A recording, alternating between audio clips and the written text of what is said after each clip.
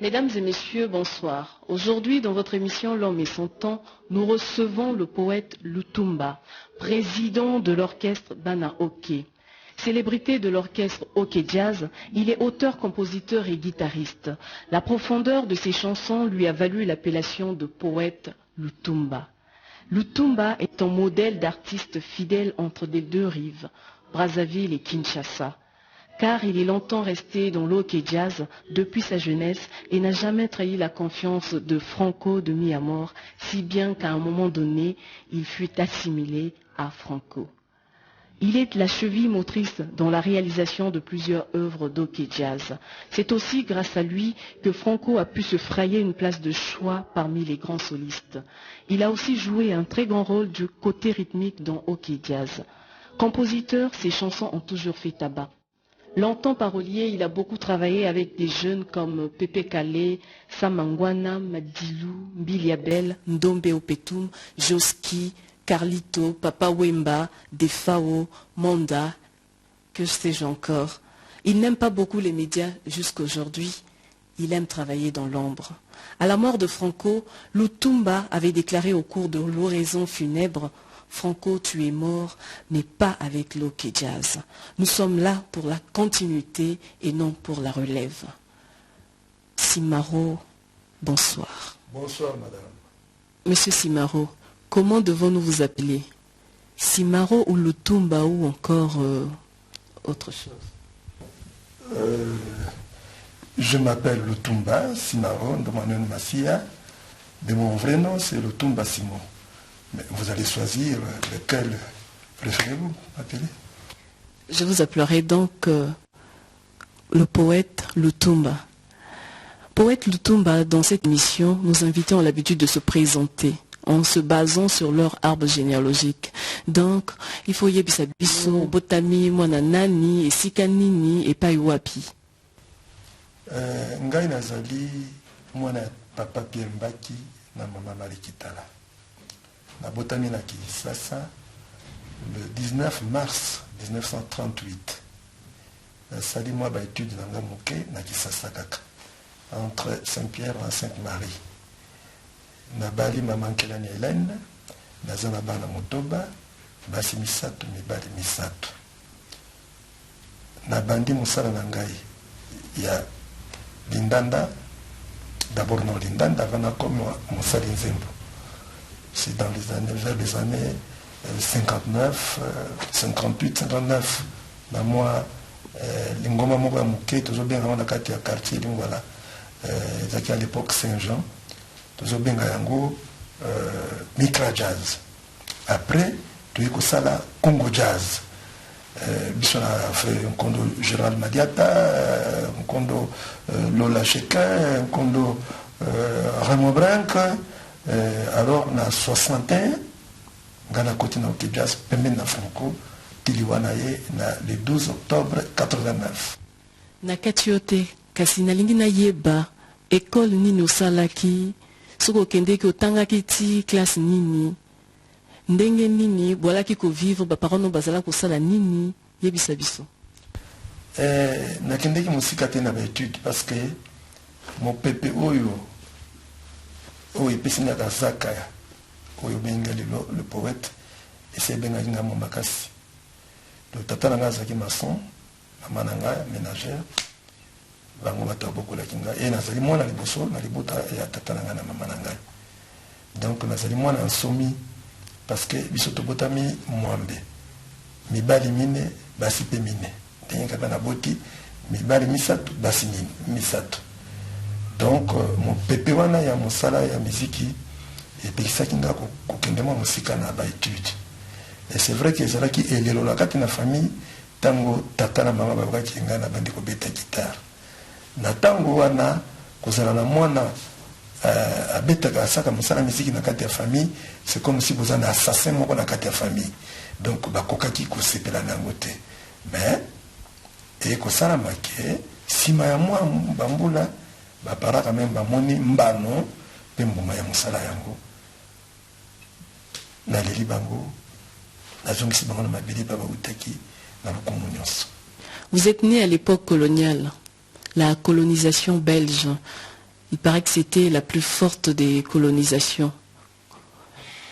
Les Belges semblent-ils taper sur les morts, incliner les tombes? Comment avez-vous vécu cette époque? Jeune que j'étais, nous avons vu, moi de mes propres yeux, je n'ai pas vu, mais j'ai beaucoup entendu qu'on a même fouetté les morts. C'était sur Avenue Tato, vers la zone de, qu'on appelle ça, la zone de Kinshasa. Mais je n'ai pas vu de mes propres yeux. Mais seulement j'ai vu des gens qu'on a ligotés parce qu'ils n'ont pas payé les impôts. Ça j'ai vu avec la corde au cou, c'était trimballé comme ça dans les rues. Et c'était dur parce que les Belges étaient durs envers nous. Bon. Ça s'est passé comme ça. C'est comme, je crois que toute l'Afrique en a souffert. Et nous, Congolais, nous avons souffert aussi. C'est une histoire. Vous aviez quel âge à l'époque? Eh bien, je suis né à 38. C'était d'ailleurs l'âge où, c'était l'époque où les Belges étaient encore très durs. Nous avons eu notre indépendance à 60. Et donc j'avais 20 quelques années quand nous avons eu l'indépendance, je crois. Quel témoignage les parents faisaient de vous? Vous étiez un enfant turbulent ou comment? Comme tous les enfants, j'étais un peu turbulent, un peu... Comme c'est une école de la vie, hein. Nous sommes tous passés par là, mais après on s'est fait l'idée qu'on va grandir, qu'on aura notre vie. Il faut quitter un peu ce genre de... Vous comprenez là? Parce que balobara moi nous ala ki mo boulou penza. Yayo baloba ki nini a penza o un peu. Ngai penza mo boulou penza te. Mais nazala ki na mwa katolika mbwango. Ndenge na lobaki lokola bana nyonso. Mais mo boulou penza ya okende sango ya matoi mangbongi te.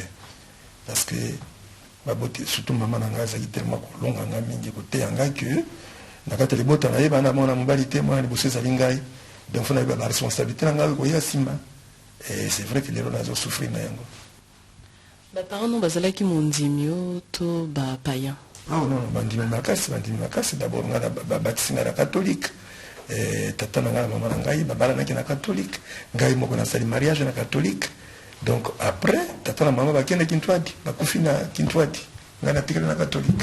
Kintwadi nini wana? Kimbangiste. Zobengo kintwadi donc lisanga. Kimbangiste.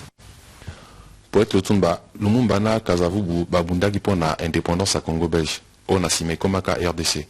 Mais la tango la paix ba yembi nzembo ba yemba table ronde. Et il y a visité musique na histoire en boka eza disanga moko, eza isika moko. Mais yo na bangonga na batango wana. Ozala ka wapi po sala kanini? Ngana bangonga wana parce que déjà basali indépendance en 59, potokota na 60, potokota indépendance. Batebasala Kiango, Aïbani, Grand Calais, Nico Kassanda, Bichon Mwamba, Petit Pierre, Vibrazos, Nico Kassanda aussi. Mais à l'ère où on a un Congo Jazz, on a le orchestre Nangaï et Daki Lokola intermédiaire entre Jazz. Bon, alors quand on a côté Naoki Jazz, naye kukuta pe franco bandi koyemba banzembo ya Lumumba jo accompagnement ezalaki ya ngai. C'est-à-dire que même ningi mama alobaki dans l'ombre nazalaki kaka sima ya franco tosemte mpe banzembo ya nani toyembaki matinda mama nabanaki yo na ntango ya Lumumba. Donc baseri nyonso yango wana donc mais bato bayemba mpenza nani ezalaki d'abord African Jazz parce que devant la table ronde omoni nzembo wana etika tilelo na kata histoire ya nani ya l'indépendance africaine.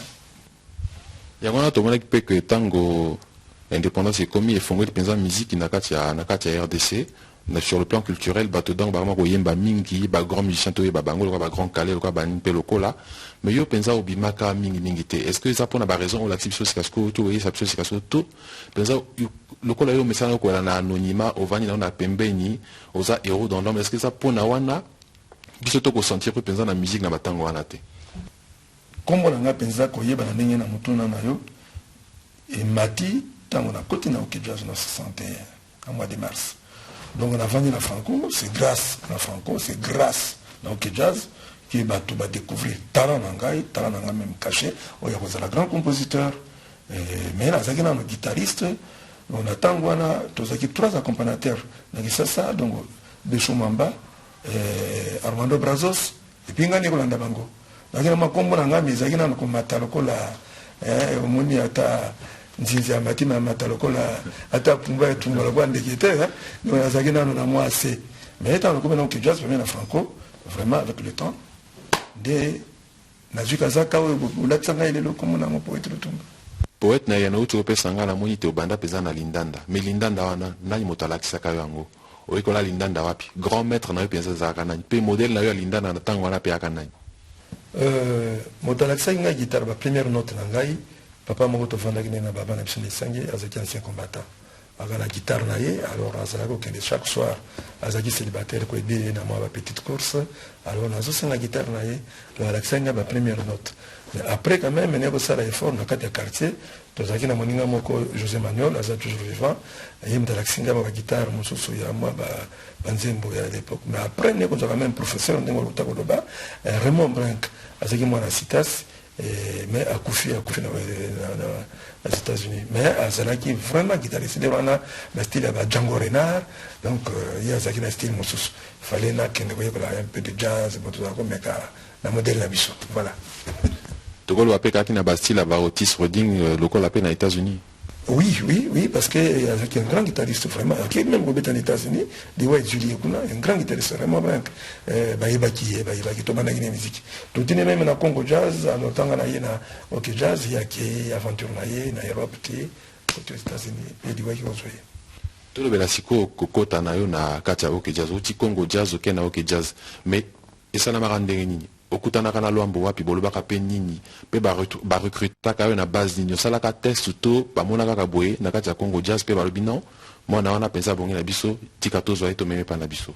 Oui, c'est vrai, nazaki na mwa kombo na kati ya Kisasa déjà ni na bino na kati ya Congo Jazz déjà pour ba guitariste accompagnateur na le Rwanda faut kotanga des shows mwamba kotanga Brazos Antoine et puis kotanga ngana landaki na kati na ba ninga so bakina sima ba kombo ibunga mais na kati na OK Jazz likambo ke sana makiwa na 61 c'est-à-dire que ba fikilo ngoma tango ba uti na table ronde tango ba sali ba independent jazz via za kisona kati OK Jazz te azaki na African Jazz mais tango ba zonga na Kisasa bon ba potani pe kuna na African Jazz donc il fallait sikoyo viki asala orchestre na ye negro succès bon na kati ya negro succès ba yeko pona Bolène Bombolo Léon oya azalaki kosala accompagnement pe mi solo na OK Jazz donc nga OK Jazz nga na kutaki ezalaki Franco Luambo, Kwame Munti, Moujos, Piccolo, De Soin, Isaac Musekiwa, Albino Kalombo, Mokesimo. Bango ta yamba ngatangona yaki na OK Jazz.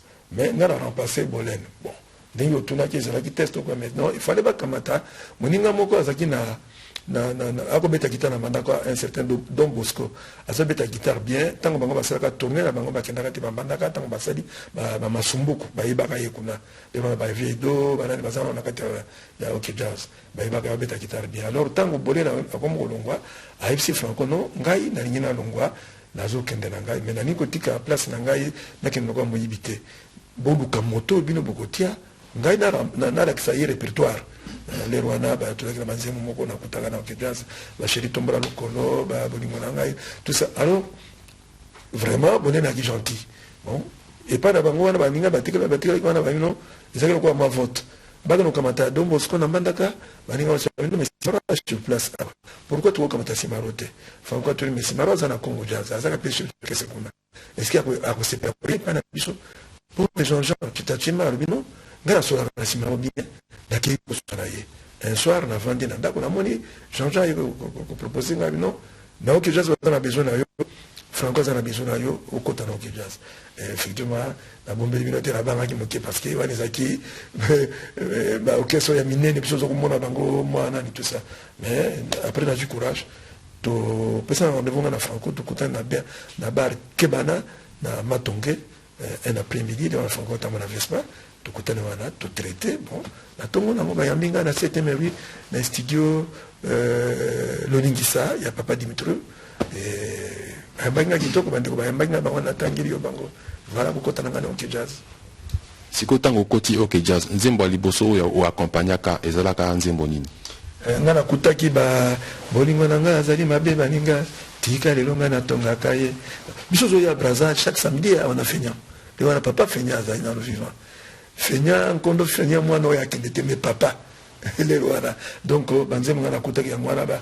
chéri tomba na lokolo nga na leka mama ya ba tembe na tembe ekutani la mode lelo a piqué dans la peau donc banzemo nga na kutaki wana donc tozalaki na style yango déjà na kati na nzoto donc na souffraki mpenza mingi te mpona kosintegre na kati ya rock jazz. Papa Lutumba nalingaka mingi kobenga yo Masia outi koyebisa biso ndenge okuti na kati ya rock jazz obandi guitare oyisi biso ndenge nini balakisi yo guitare bongo obandi ndenge nini na bacomposition mpe bacomposition yango ezali kolota to okende kozwa yango wapi yebisa biso na likambo wana. Non mais guitare d'abord naza guitariste à partir de la guitare là on la mélodie et ma mélodie nangai na commencé la parole tant on a continué au jazz na kenya en tant que guitariste c'est ce qui après qui a proposé la composition nangai comme ils ali kabo ya nzambe ils ali don ils na kati ya makila na ngana botama nango banzembo nangai amiloma ba accepter ngo et meminga ne siko to zali lelo na ye même ko sala école nangai bozo benga lelo ya ba proverbe ba nini tout ça parce que na kutaki na jazz c'était ngai na ye na jazz donc nazakinois na botama na kisasa na koli na kisasa la kenda seulement deux fois à l'âge de 14 ans ou 15 ans encore dans le village juste pour 1 mois 2 mois donc on a ma grand-père et puis ici donc ils ont le ils ont la cadence tout là ya solo Papa Lutumba ezali na kati ya makila mais yebisa biso ya yo lisese ya liposo ezalaki nini. Ah mais ngana uti musika bongo soko otali bien vraiment na kupana yeba lisese ya liboso ezalanga moi kaka parce que ngana sali mingi na sali mingi on a le premier nzembo ngana salaki ezaki na 59 na studio Esengo et pourtant que titre na boyi solanda ko kuna masese za gite na côté na ok jazz bon na bandi na ba yambanga na leyo bambanda kaka moi c'est la patron kuna masese za kina ko kola mingi mingi te masese je crois que bandi ko kola tant de bandi ça la ba décision ba fichu na za innocent ba maile tout ko tala ba mabele ba tout ça je crois que masese bandi kola mais naza besoin de souvenir oui ba pensa exactement na bandaki masese na nzembo nini non ezanga lelo mankaka pana kuyanola mutuna nayo. Papa Lutumba na masese na nyonso oyo si osala yebisa biso banani oyo ba profiter na yango pe okokana ko rappeler biso ata mwa moko mibale po tokotana na kati ya masese yango bato bayeba ezali nini masese. Mais na banzi bato ba profiter na ngo Simaro c'est une école ba jeune non so bazo ya lelo basala masese je crois que ba kuti Simaro alors oyo bazali na moi courage ba lobaka ngo na ba mission na bango na tanga kombote mais na banzi ngai nazali ndenge na lobi c'est une école masese so na kotanga ndenge lobi na tanga ngana banzi banzemo na nganyos spontanément so na banzemo na ngai je me trouve quelque part dans le baki moi lycée d'accord par exemple bon na kama tata yambala ya tout tata par exemple na obenit ngai na zali mbisi ya solo na lula mai mais mai ya moto ngana kokakate ozomona c'est dit que ya solo na kokolinga moi c'est le cas maman na kolinga yeto ngani c'est dit na ndaka bolingo mais bolingo nyoko la ngai te c'est dit comme mai ya moto et comme kumbanga liwa na dati pétrole par exemple na bi moto akumbaka maki aswa na kate abundaka te siko mokonzi mboka te fa lata bangonga na matoi po aboyi koyoka basongi bato bapembele na ye tala intela alobaki ekita bokonzi ezalaka moke evandaka se motu moko bato mibale te donc omoni soko olandi banzembo na ngai okosele trouve na mabele na lobini par exemple mondele asali mandoki ya koboma bato kasi ya koboma vérité mondele akoki te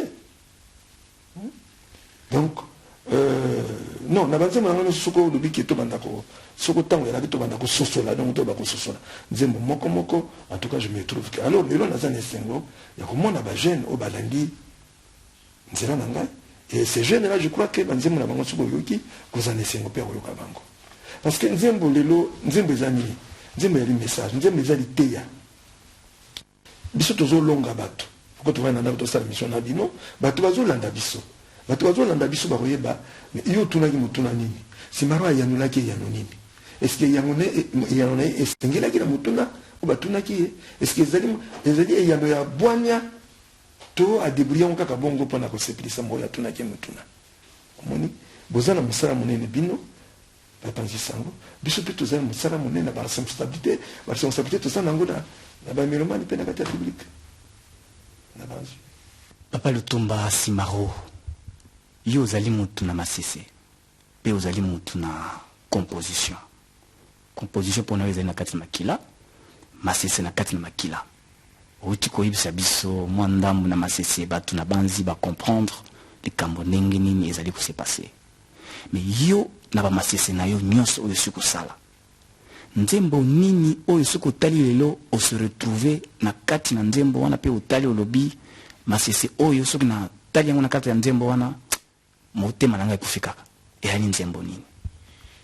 Non, mais ngai nasali banzembo mingi franchement nakoki naloba ke sikoyo mtata na bana okoma mpona mwana moko otiki baninga mosusu mais ngai nasali banzembo mingi ezali plutôt bino bato na bwanya bino bokoki kokoma balivre bino bokoki kotuna lokola Simaro azala na kotala koluka koyeba nzembo nalobaka toujours nzembo ya Simaro kende nango ntina bozindo ntango ocomprendre te luka Simaro otuna ye parce que ndenge ngai nasalaki eza kwa bilei na kati na mesa yo moto kosengeli kolia okolinga olia ngo na maboko na kanya to na lutu na pao olinga olia ngo na soko ya mbisi olia ngo na makemba na loso to na moteke ça dépend donc sikoyo napona nzembo c'est vrai que nakolinga ntango so nzembo ngana liki yo komona ngo oyaki opona yo nzembo biso tuzaka nango d'accord ezaka nzembo tel c'est vrai que namona on dirait que bamelomani nyonso basepela mingi na nzembo lokwa mabele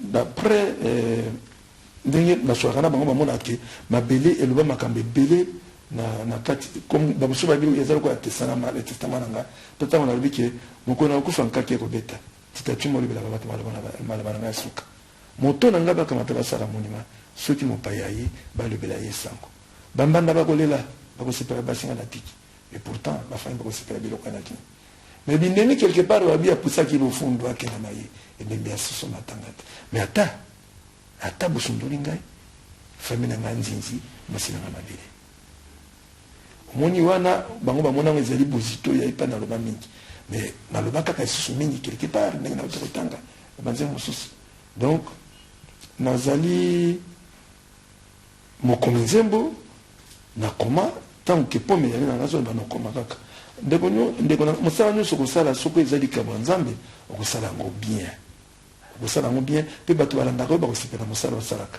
mais soko ezali ya yo te eza lokola olataka numéro 7 na chaussure na yo oki olata 4 ou bien 5 ekoswa yo même soko olati 10 ekobima donc osepela yango te lelo miziki ezosalama lelo surtout naloba na bana na bajeune bakolimbisa ngai bazosalaka parce que amonaki intel akomaki esika wana abi pourquoi pas ngai tozalaka ne quartier moko e musique eza mosala ya kokamata yango kaka bongo te okomi na rompo olongo te lendemain bandi koyemba bandi osala banzembo soki otali lelo na batelevizio to na baradio banzembo mosusu ezosalama nayebi te naza mpona kokritike te mais nakoki mpe kolonga bango onzembo mosusu ntango mosusu oyoki liloba mosusu ebandaki boye eki ekosuka boye yo moto ola na nzembo ozokoka meme kolimbola te pourtant ololaki mélodie par exemple peut-être kololaki rythme mais ntango olandi maloba c'est comme un livre ozobanda okomi na kati oyebi te otere azala okoma eloko nini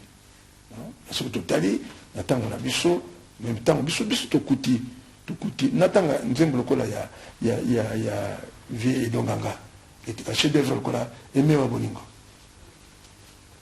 bolingo kobosana ngai te ata tozali mingi luka ya yo ya seko kasi ngai lelo butu moi nakolala te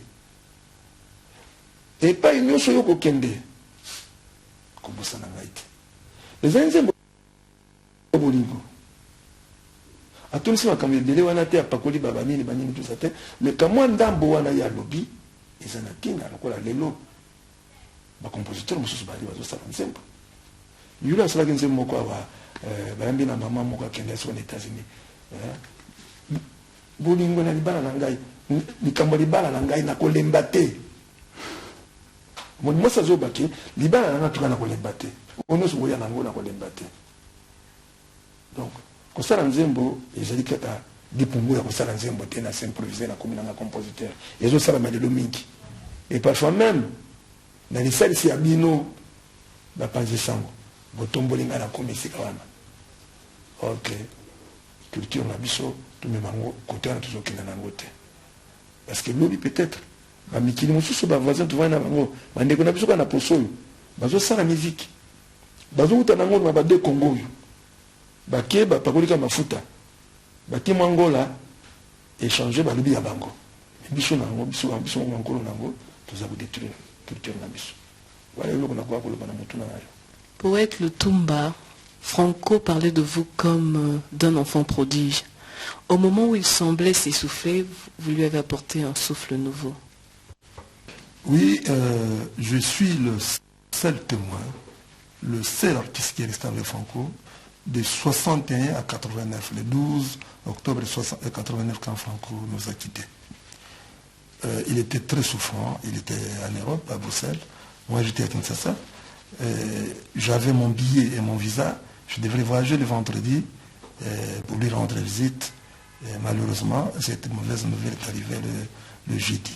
Donc, je n'ai pas pu prendre mon avion pour aller voir là où nous avons entendu Franco. Nous l'avons pleuré ensemble ici, comme vous connaissez. Mais l'histoire a fait que après la mort de Franco, il y a eu ce qu'il y a eu, ce qu'il y a eu, ce qu'il y a eu, ce qu'il y a eu. Et voilà, il y a la naissance de l'orchestre Banok. Donc là, il y a beaucoup de questions qui peuvent être posées. Mais en tout cas, j'étais le numéro 2. J'étais le vice-président de Tout-Puissant OK Jazz. Quand je suis arrivé dans l'OK Jazz, c'était d'abord OK Jazz. Finalement, nous avons fait le Tout-Puissant OK Jazz. Nous avons fait, y compris moi. Moi, j'ai beaucoup contribué à côté de Franco. J'ai beaucoup travaillé, j'ai beaucoup composé. Et j'ai même amené ma petite contribution là, s'il faut le dire. J'ai beaucoup travaillé avec Franco. Il y avait aussi d'autres artistes qui ont travaillé avec nous. Mais tous ces artistes-là, ils sont venus me trouver dans l'OK Jazz. Je les ai bercés. Moi, je vous ai dit tout à l'heure que j'ai trouvé Moujos, Kwame, Piccolo, Isaac Msekiwa, Franco, Simon. Tous sont morts. Je suis le seul vivant. Tous ceux qui sont arrivés, tous ceux qui sont arrivés après moi, ils m'ont trouvé dans l'OK Jazz. Ils le savent, malheureusement qu'ils ne disent pas quand ils passent à la télé. Malheureusement. Vous avez dit que tous sont morts et vous êtes le seul qui est resté. Secret na yo ezanini. Non, mais il n'y a pas un secret, maman, pour la Likamboyako, Tikara, Ezali Nzambe a proclamé Ndengenini. Parce que Bandeko, Bayambaki na OK Jazz, Bangonyo Sobaki. O bayambaki ngai ba auto travailler na bango te ba bayambaki nga bango nyoso bakei na bakombo na tangi wana batonga na kutaki na OK Jazz mais o nyoso ba yena sima boyebi bakombo bakutinga na OK Jazz esika nazo sembo na yango wana ba o nyoso bo oyo ba mati kombo sani me akuti simaro na OK Jazz pembe na Franco e nga na yambiye pe na diriger. Alors nazali somo na leba bien tata na bana ezapi na tina nango na sengili na yango pe mais yango na monaki que simaliwa nkondo Franco il fallait to kumba mukumba wana ya Tout-Puissant OK Jazz ti mukolo ego komake na moni kenzo kande motete nazalaki na ona moto ezalaki yangate motonde mutelaki yangai na motete ezalaki yangai te. Ezaki anani kasi? Oui, mais yaki bankolo nango. Bankolo nango banani. Libota ya nkondo Franco. Na bao nyonso batiaka songi pembeni. ya libota oyo bakendeki na makanisi na bango vitesse ya makanisi na bango elekaki ya mopepe. Alors bayebaki te ke bazo koboma patrimoine ya mboka ya Afrique OK Jazz ezaki eloko moko ekende ndenge wana te. Mais nyongo ya mowei bafutango na maloba te bango nyonso bayambaki yo bakufi otikali yo moko na makambo nyonso toyoki na mokili mpe bato tozali koyamba balobi Franco azalaki éléphant wana moto na moto azali kokata ya ye mosuni moke yo numéro 2 na kati ya OK Jazz tout puissant OK Jazz. Après balobi Franco akomiti Inde Franco bamami wata epai yango esali succès ya Franco. Mais lelo yo numéro 2 nazali sûr yo moto ali o hérité makambo nyonso wana pona nyo zali koloba yango te monsieur Lutumba. Balobi bato wana même soki oluki foto na bango komona yango te bato balobaka wana. Donc nga navandi na Franco mingi mais namonaka esika Franco asalikisi te. Et encore Franco ekomaki na leur moko ndenge mama alobaki ke aza kokende avandi na poto mais atikeli nga orchestre na diriger yango. Alakisa nga mokolo moko te ke Simaro so nazali te omoni mwa frère oyo omoni mwa chenette oyo omoni mwa molangi oyo. En tout cas ça jamais namona te. Jamais nga namona kisi ya Franco. Mais koyoka yango bato babo ngai moko même ayo un moment nakata libota na ngai tozaki ma baka ya décès baleba banzema na monsieur sala succès omoni ndenge azopesa. Donc makambo na biso mona kango ndenge na baki za makelele azando sala vina yo kende nango na mokili balingi esika nyonso ezali ya kitoko fo batia molili bato wana bayali oyo balingaka kosalir kombo ya bato. Moto ya mona ki Franco na Inde c'est que ta kendeke na Inde kimaliwa ya Franco dingo ya ki kendeke na Inde. Bon moto ya mona ki succès ya Franco be ya Simaro ko na zo banga lelo ki ezali ya kisi. Mais comment bongo ya zala besoin ça le succès ko Simaro te. Mais ya na lo c'est pas une ngana kendeki. Hein? Mais Franco moto ya Franco ya génie. Donc ba génie ba Nico Kassanda ba génie. Les deux guitaristes là, bah ça a 2 écoles de guitare. Et Tikala Tilelo. Motako Savete. Donc, succès, et allez le comment quoi, et que personne m'a cambré béré. Bah, voilà, tu vas à Motine, bah, comment Motine. C'est parce que c'est le succès. Mais est-ce que nous avons bien Kabera Motoute? Nous avons bien Kelayo. À quoi Kabelote? Donc, on a Kabaraka et Azaï Satan. Nous avons coupé ce succès. Mingaï de Nakolo Mano, la copie de ça, la maquille à la télévision. On a dit, ma réalité. Qui succès dans la salaka. Ils allaient ensemble. Parce que des fois même dans la salle nzembo ngamo na habité na mona nzembo bandi ko sala succès na mituni bana susu nzembo ya ngai yango sala succès nzamba benisi donc est-ce que nzamba kabela kabatute nzamba akira kiyo apesio bien sûr ezana mokili lelo apesio nzoto zana ubwanya ozana yango satan mutakabela kiyo non Franco bamonaki bato na bamonaki ce qui Franco azalaki okenda Inde donc bazokenda na bango parce que ngana koma na Inde te mais si mali wa Franco bango bamoni Franco na Inde babino sami na Inde bango bamonaki ndeko na ngai omoni eza pasi na Afrique poto tonga Afrique tosangisa maboko tolingana ezali mwa pasi kozwa na yo nga vazono na sepela nango te osalanga eloko moko te ndenge nzambe akela yo apeshe ezosepelisa ngai te na bandi pembeni embala mosusu komona kaka moto ya yo moto azotonga yo ye moto akosalela o baba nani wana te mais mokili esalama nango ndenge wana eza butu na moi mwasi na mobali esalama nango ndenge wana esalama ndenge wana papa Lutumba Simaro tozali kaka na kati ya tout puissant OK Jazz. Franco azwi likambo na président Mobutu Sese Seko na moment où Mobutu azali tango ya lobi yo koloba te mais Franco akoki kobimisa liloba Franco yo na mbangu na France yo zali wapi na moment wana nga na bino ke navandi na Franco ko banda 61 till le 12 octobre 89 au Franco atiki biso yebisa biso likambo wana elaki ndenge nini Franco azonaka likambo na président Mobutu te Franco asalaka nzembo Elena asali Jackie banzembo wana ezalaki banzembo elongomanaki te na koteya ezalaki na chanson obscène. Pouvoir judiciaire na leo wana efrappaki biso bakangi biso bakenda biso na makala tosalaki 18 jours ou 20 jours toyeko bima na amnistie présidentielle manani moko elonge babimisi biso Franco azalaka likambo na te mais il faut nazala fond que Franco asepelaki te ndenge batiaka ye na makala po asalaka nzembo wana donc disons que acceptaka punition wana te betindaki ye azaka na posa avanda na poto pas seulement pour la punition mais en tant que grand artiste comment il peut leur kabanda ko préparer dans une artistique na poto d'où OK jazz tourner ko vanda moi sans ab kuna bambula olonga na zonga kana ko sala ki mosusu ya OK jazz na ça j'ai karuta ko sala bamaya mais kaka na kati ya les on dit Franco de la rali kama na mubutu te na le wana to na partie unique. Bon, Franco di Kamunini. Mais il est vrai que tout ça la nzembo ya malamu te. Bato nyos to betaka na nzembo na to sala ka prison. Ngala betaka guitare.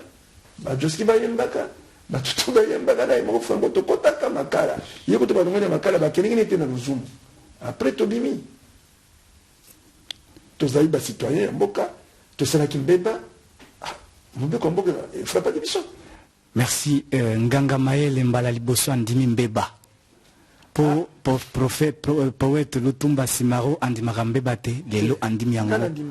Andimi yango soko mabe yali pona ndima. Parce que soko na limite na ko bongisa te. Lobi na ko bongisa te. Ou alors na lero wana na sali lolendo. Or que lolendo azaka na famille monene te. Famille lolendo za muke. Bosali prison 20 jours na makala bamusu basali 18 jours pino nyonso bobetaki na kati ya nzembo wana siko bouti ko bima bosali nzembo yo ozalaka motu DG entourage na yo motu esalaka mabe nzembo wana boyembelaki yango nani boyebisa biso non moto akwako pesa ya nazate asana na bele komwa nzembo yango mbe motu asali nzembo yango ezali Franco basalaki yango auto azaki te mais bayeba bango na rushuro. Beaucoup d'occasions, on a posé question parce qu'il y a une banakati. Bon, DG, Franco a ça à Nzembo, ils ont un DG, directeur général. Entourage là-bas, parfois, il y a mon conzi. Les fonds fondés, il y a une Nzembo à côté ça, moi, Toli, que tango au Vandi, Yosa Likolo, parfois, tu as yoga parce que yoga, il y a un moussala, il y a un banakati. Aimbelaki bon en tout cas nazalaki te tant que ça ba composition motamutala ba secret na ye ba exemple parce que aliona Franco ko ba na ite et simaro mo na sali entre nzembo mbala musu kutu banzembo ngozo mona ke moto ngo dia kana ye ba sali nzembo ke oyebi no ngote donc il appelle moi secret mais rochero mutayembaki tabuli ba imbaki ba mbale ko to mona rochero to tuna likambo oui parce que il va qu'il sanga nganga. Poète Lutumba, le collaborateur le Bela Franco, et comme il est en sous Franco, azo yemba li sous-sauté, mais azo loba karaka maloba. Mario, il y a très fâché, il y a Hélène, Mamou, on dirait pour ça couper sa message, mais message ni ne linga couper ça. Mais la maman, message, c'est qui clair. Franco a yembeli maman on a maman a moi salibala, ou bala tinda ina poto na bana. Mais maman ya komi kuna mama wana le colonel libanda le colonel ndako mais azaki na camarade na ye azaki la boîte noire na ye oyo tu sais maman wana ba ali maman wana ba linga na yebi moko na tanga te to na télévision na yebi moko maman na mona kwa yaza mopepe c'est dit que sika yali ka bato ba mona ka yete donc makambo ya sala ka bato ba mona ka te alors que bato bazo mona et surtout que azali mwasi ya moto ayebani do bato bazo mona lokola mwasi wana maman yango na maman wana ma camarade na yebisa bio mama ngai moto na bomba kayo nga na bombelo ba sekero benga nga le ndumba minga pela ki mwasi libalate miso na libala ebeba ezaka likamba chance te mais yo moto wa mwasi ya libala okotambola na kati ya saki na yo ozali na yasuyeme ozana liputa ozana banini robe de nuit tout ça moi c'est libalo qui et puis chaque fois mobali no abengaka yo na ndako ozalaka te ozalaka wapi pourtant mtatino na poto donc message ezalaki clair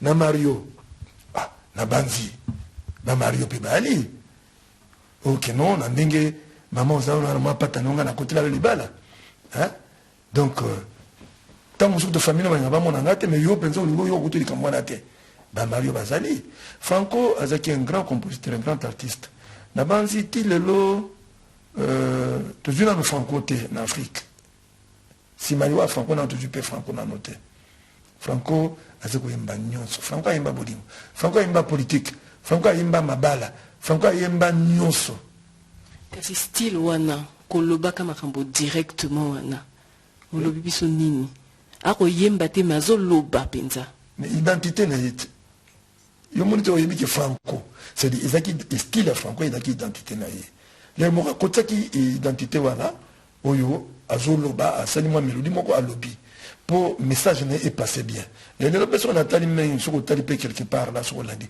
ba artiste mingi pe ba fanatique mingi balandi mais or sur quelque part là comment on a nazali na maya par exemple na lobaki ba yembi na lobi na yembi na lobi bato balandaki donc ça et s'ils font pas yaki nango vers la fin ya vie na carrière musicale Maman Franco est un grand compositeur, grand artiste africain, franchement. Oui, ici que Yopo Lobaki Namaya. Kasi, on a une impression. C'est comme si Franco n'aimait pas les femmes. Pour moi, c'est là qui a Ali Nyoka, to diable. Mais yo, au contraire, on a quand même dit mon nom, tombe la moisi. Le bibi sonine. Non, Franco a l'ingaki basi. Baba mama Franco abota bana basi ebele ayemba yango même bokola bana mbanda nzambe apesinga etumo na bota kaka basi mandata masa mbali Peter iseta na mokili donc Franco pe a olinga basi mais Franco azaki moto oyo azo tombola oyo biso to lobaka na moi c'est atomba ngoma likolo parce que azaki na pouvoir wana en tant que artiste monene alinga makina katana et c'est vrai que l'air moko basi ba okoka oui ba tonso alinga la vérité te critique les cas qui trop. Non, oui, c'est vrai, peut-être qu'il critique les cas trop, la bande monaye, mais on a un jacquier. Mais les bandes de la Franco, ça n'a pas chanson d'amour. Tout navier et d'Onganga, par exemple, la Major se moquait. Major se moquait, comme ça, quand même. Ce que le Belinga motin de Wana, il faut que ma parole d'amour, les en a katanzembo Wana. Tant que Yembaki, c'est vrai qu'il y a bandi peu moins parce que les mots Yembaki, Garaba Petit Mongo ici. Et c'est les conseils. Ma petit Mongo Yaki, le ninja, ma fille ninja. Les rois à l'époque, ils ont dit Petit Mongo. Franco a joué Bagnos, pas seulement qui est venu à maman, non. Bon, tant que ça qui DG Yaki Pekaganami. Vous êtes très impoli. Au côté de la bureau, mon ninga, au bétate. Au vent en a pas ma colotina, mais sans d'accord yote. Donc azaki pour na biso kolonga biso nyoso tu akoma kiloko peintre moko ya société donc soko mizwani na likambo wana na kati wana ya lokola Kofi Alobaka libanga eji mutu na modili seke ye moko ebi fikazadi poète Lutumba yo poni na yo kokumbisa mwasi oui ngai na poni na kokumbisa mwasi. Mais ce que peut être le répertoire nangai, quelque part peut appeler ça qui télé. Parce qu'on a yemba qui maïle. Na monika katoka bwana, na kabi motema na satana maïle yo. On a ramobali ya sango, on a ramobali ya sango te. Na dérange qui peut m'abino, na puisque peut m'atolite. Tant on a mis moi c'est patron par exemple. C'est un polim, mais ça de cocaïne na sortie. On y va son bakasi mobimba. On a bien un Mercedes. Et ça, surtout un peu ça va conseil. Donc, maman, il faut tout comme ça. Mais maman, peut être longue, à ça, la bozo, tu pas bien sur le coup, mon abisoté. Parce que maman, peut finir ça, maman, va zapper bébé, maman. C'est vrai. Qui n'a pas gazali? Comme dans tango, il y a beaucoup qu'on a biso, maman, aux alliés. ekela moto kopesa yo lokumu ozala petwa na miso na bato mais yo mpe otambola sembwa ntango nalobi par exemple na obenite mwasi azalaka na mibali te banda bokoko na biso mais c'est vrai mais lelo basi bazali ntango mosusu baza na mibali misato aza na papa na bana aza pe na mwa jeune moko quelque part aza pe na mwa jeune mosusu kuna quelque part na kati ya molili. Et cette femme parfois aza malheureuse te soki otali libala na ye nzambe apesa ye chance ozala mobali bakosunga ye na libota na ye mais na lokoso na lipumbu ntango mosusu esaliki nayemba phrase wana mwasi azalaka na mibali te banda bokoko na biso lelo ezosalama tozolanda mwa mingi mwa vie moderne oyo bapaya bayeli biso donc nga nakomisaka mwasi mais s'il faut mpe napesa toli naopesa toli franco mpe ayemba banzembo ya kitoko ya basi oshiro ayembi mingi kutu koleka baleki baye lelo bazoyemba bafingi kaka basi te landa kofi par exemple landa wemba landa emeneya landa jules landa wera josar rediamis mais nzembo mama yali kaka te mpo na kotema parce que omoni eloko yali awa isifikala nzembo wana balobaki mwa likambo moko etalaka ezali na yo bafingi yo non lukamwa yo misusola nano na kati ya nzembo balobi boni balingela yekola likambo nini na kati ya liloba yango eyaloko ya église te nalobaki na kati ya trahison etango pepe kale ayembi nalobi na kati ya ndako ya nzambe tokotunaka mituna na sango te tobimaka se na liloba moko amen.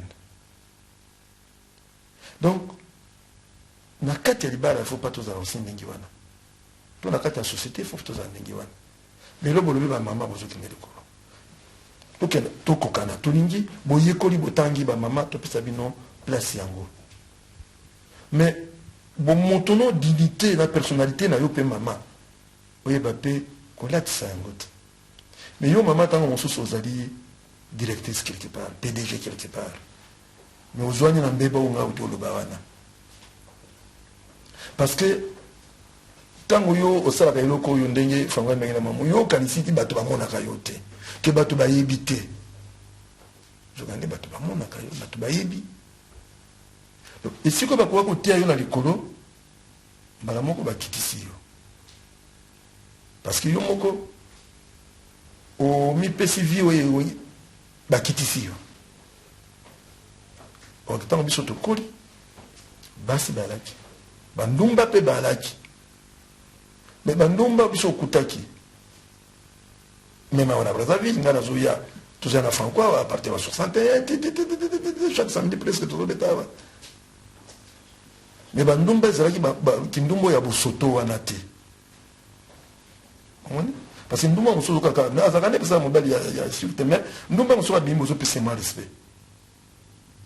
Par contre, lelo ntango mosusu mwasi wana tika edi azalaka ndumba te koninga ete azalaka ndumba te mama wana alingi babenga ye ndumba wana koninga ete azalaka ndumba parce que asali bosoto na miso na bato mais soki amipesi bozito na kati na vi na ye na bomoi na ye bakopesi respect mama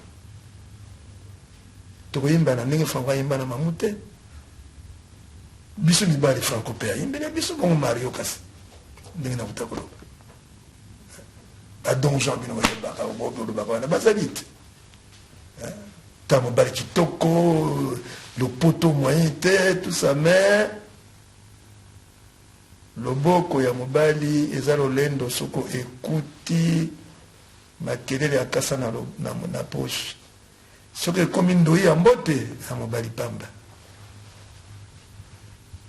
Poète Lutumba otikoloba na biso te yona franco bosala 28 ans de mariage 28 ans de vie commune. Mais quelque part, il y en a Kolo Franco, Bokabwana Kamwa Moke. Yaki na mwa likambo moko boy. Oti kolo basiko sikasiko epa ya dekonanga. Oti kondi ma vérité. To sepeli mingi. Mais kasi na likambo wana wa yona Franco wana. Et ça là comme Bokabwani moko boy. Et ça la rapeni. Bi ko peut-être on dit maté Ngana Franco n'a jamais problème. C'est-à-dire que Franco en tant que patron, Nazalaki respecté Namibé Konaï, et Ngaïpe en tant que collaborateur, Franco a respecté Ngamingi, Namibé Konaï, Nangaïpe, Nandengi Nangaï. Franco Azaki présenté d'abord artiste news, sauf Nangaï na Joski. Là, il n'a pas plaisanterie, et puis Joski parle, il n'a pas plaisanterie. Mais il y avait une chose, c'est que dans 83 ans, à Bruxelles, la question de tout le monde après prison, tout cela a visa 80. D'où tout ça qui n'a pas de droit à y. Mais bango bakende qui avant à Bruxelles. Ngana eko na groupe moko tikala ki ya bato ba bina babina mboka folklore pour to qui na aux États-Unis. Na kena kuti bango na Bruxelles. Bon, na kena besoin mbongo na ngai pona ça mbongo ne joki mo retard. Bon, retard wana nga na mona kiango lokole ezaki mauvaise foi parce que ndenge tout sur là qui zaki bongote. Et c'était la première fois même là que ça franco moi mécontentement na ngai. Alors bango bah tu as dit content qu'en États-Unis nga la boya aux États-Unis. C'était le même jour bango qui aux États-Unis, le même jour nga la avion à ça. C'était pour la toute première fois au franco mona qui Simaro avec moi mon lili na vinaye. C'est le même que Joana nga na franco et Salama mon colomo côté. Franco a dit qu'il respecte respecter Franco en tant que patron, tant que tout en tant qu'artiste, tant que il y a des solides accompagnateurs. Il y a compositeur, il y a compositeur à un niveau langai. Mais il y a toujours les colons langai. Alors on a tout ça qui est beaucoup langai, beaucoup de on zambe à pesaï. Donc tout ça n'est pas problème. Namoni mekasi naliwa ya Franco, yo le bagite l'ombo kei biso tokola nanzela na yo. Bouti ko sala bana ok pe lelo tokoko benga bino bana to bandeko ya Franco na katia Nzembo. Mais tout le monde a pe que na bandeko to bana Franco motona motake sika na e pe e comme quoi bambwa kela bino na bino. Yulu ayembi boye, Lutumba zongi boye, Madibla lobi boye, Intela sali boye. Mais na komi tuna lelo continuité à Franco penza ezawapi. Est-ce que vous respectez Amnae? Est-ce que vous pensez promesse au salaire pour la Franco? Vous respectez Ango? Tout lobby, bon, dans tous les cas, Franco est mort, la vie continue. Oui, héritage. Même dans la famille, c'est un tatiki, la boutique, la boulangerie, la garage, tout ça. Quand il y a une bande, il y a une bana muso bazomona que non place wana so ezali ngamta so ki gérance wana donc mais ce que le lona za na bana ok c'est vrai tout quoi ça l'orchestre na biso ko pesa comme muso to ko pesa simaro jazz lorsque jazz et tout ça mais surtout kende qui toujours la bana ok toujours pendant respect na mémoire à Franco c'est vrai parce que ngana na lotaka ndoto jamais mokolo moko na butuke un jour na quitter au jazz parce que tant on a zonga na ça tant on a ça comme Pérou, tu as gagné bakabou tout ça comme ça la makasi. Je crois que comme qu'il est renga pena kwa tout atolo. Ce que bato musoso baninga na kate baninga muso bakombo yo tangiawa, na kanse comme qu'il est renga bango bazo indépendance. Mais ngai na sala ka succès la musaka ngai te. Parce que na yebi ezali succès ya musana biso ezali succès ya mbongo ele kaka kuite masanga. Ngai na yebi ningi wana. Nous so gérer en bien un jour on s'est retrouvé au zo eskizanga oui za yo mutuko minengi wana. Alors, ngai na sala na kina maîtrise na ngai na dérangeaka organisation moko ya Franco te tant na zona ça tant auti na poto aye akutinga na équipe na ngai na poto bazo yebise basanga modèle na modèle le colorisation lelo na kata bano ki bazo yebisa bande comme so batika na poto ba modèle na modèle ba yebisa ki Franco que no di yo ni wazate dans yo vanda na yo biso na simama na biso na okidras na biso kuna effectivement on a groupe na sala ka kuneza ka pe makasi ezaka makasi. Il peut en tant que Franco, tant que il y a du Koutani, tu es qui moi habituellement, tu es qui maintenant Franco Azaki, du Kololangai. Mais les lots sont Franco Azati, le Cambo est Nzambe Pete, Taninga qui s'est amené. N'a pas accusé mon côté frère Nangai. Ils habitent Nzambe qui est comme un Ningiwana, ou qui jazz les lots. Je crois que bandeko ba yali bandima ko kamba ok jazz ngana kambi ok jazz simaliwa Franco 4 ans na le bakango tango nyoso to jouer orchestre na ba difficulté ko saka nangote. C'est parce que Franco tango tiki biso tikaki biso na mbongo te. Il fallait biso ko to misa mbongo. To pesa ndambo na libota na ye et ndambo pe biso to kabala. Parce que tango to sali réunion Kondo les qui Franco mama Malou à Kangana Marie-Louise. To vendre autour d'une table.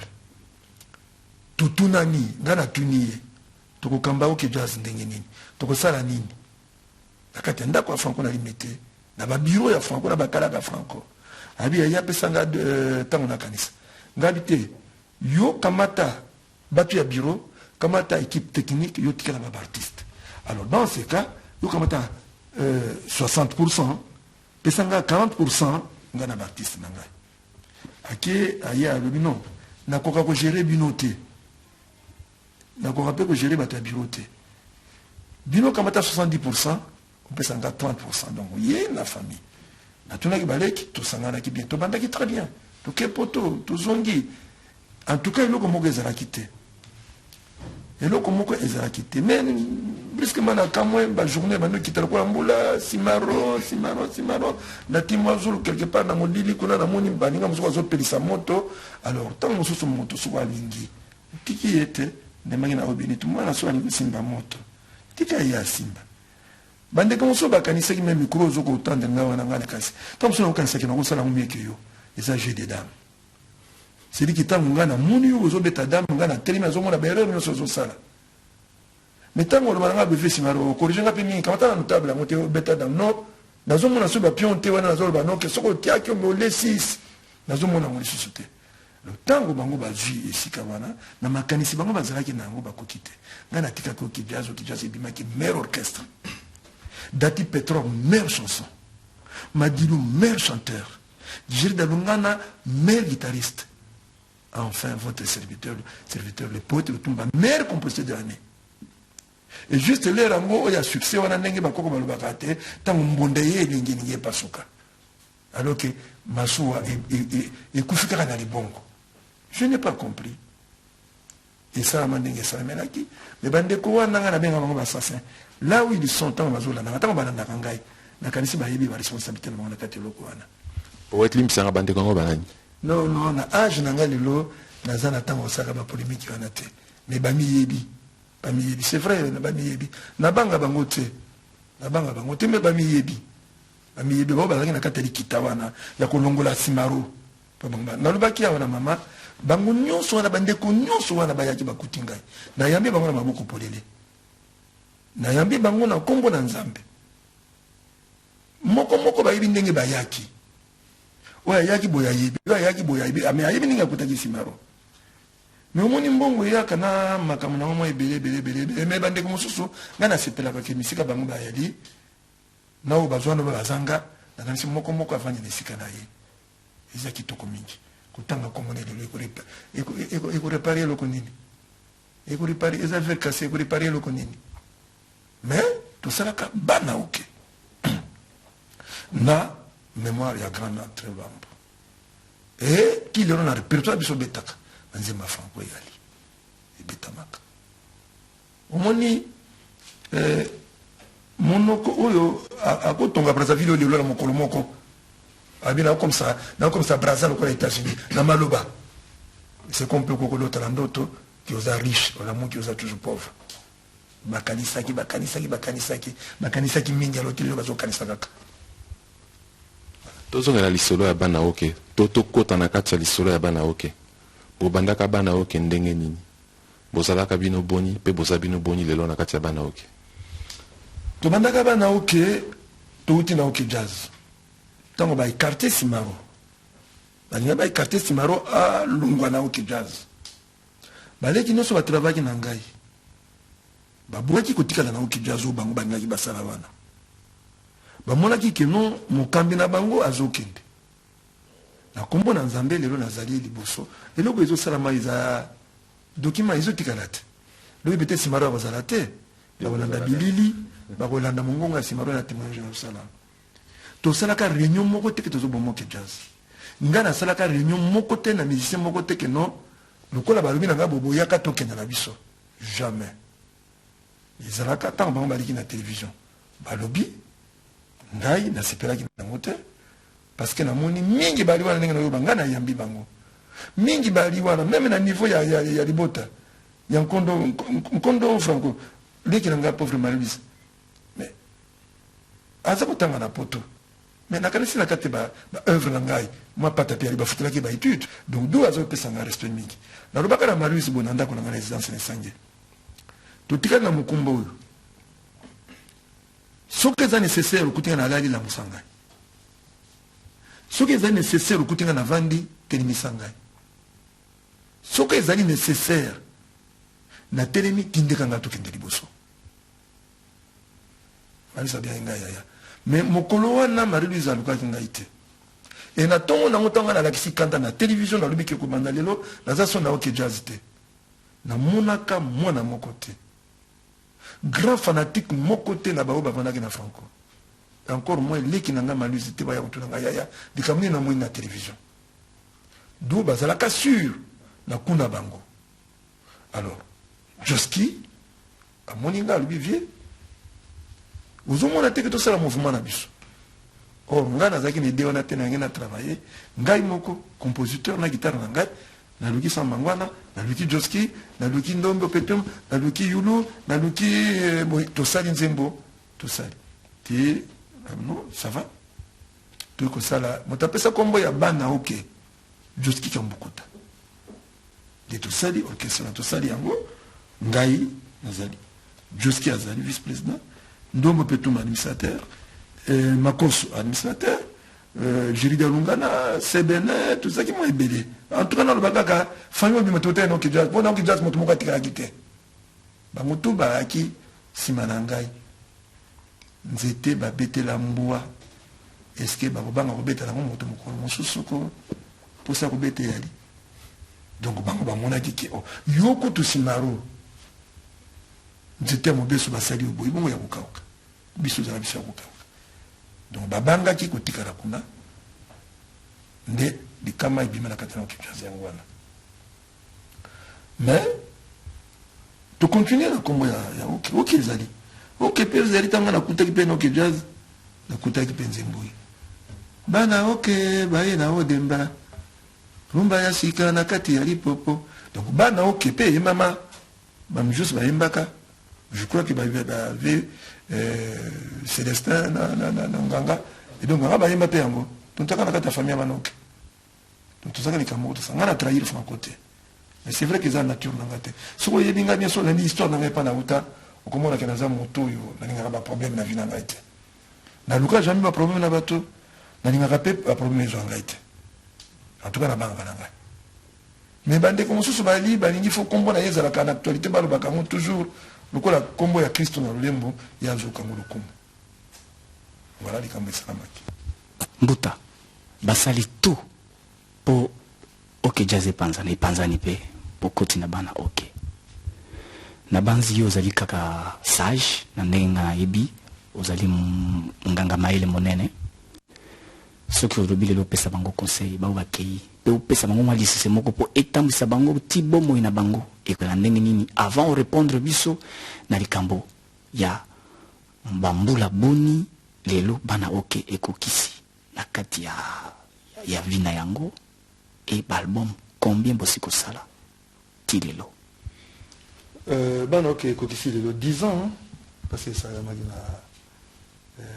94 na biso to bien na ngambo 94 tozana 2004 kokisi 10 ans l'album est salami ça qui opération 4x4 tu ça la tonnerre chaud tu ça la soit tu ça la point faible, que ça la trahison, que ça la ingratitude, que ça la bon, oyasika nazana na le procès na Bulantulu ya Ndombe to salika moi.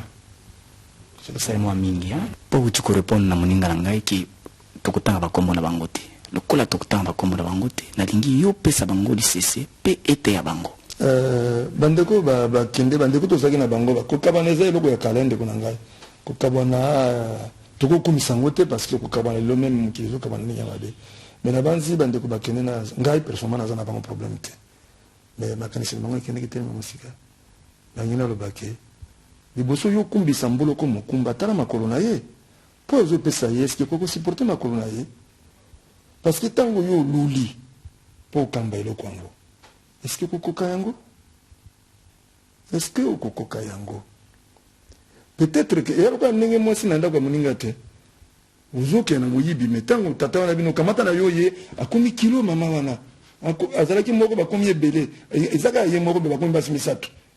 Donc c'est comme comme ça na kati na okejaz bande ko baki na molili bakanisaki mais ngana pesa conseil bo toujours zala na isika nzambe asali atiyo omoni so lingo simba mwinda opelisa mwinda par exemple mo ngola mpolo na kati na ndako na yo mais tango tilo boko ko kite mais matali ko la mesata pour jo molaya ko simba mpolo parce que nzambe pesa molaya ngote donc la kansi ka ba ba ngwana.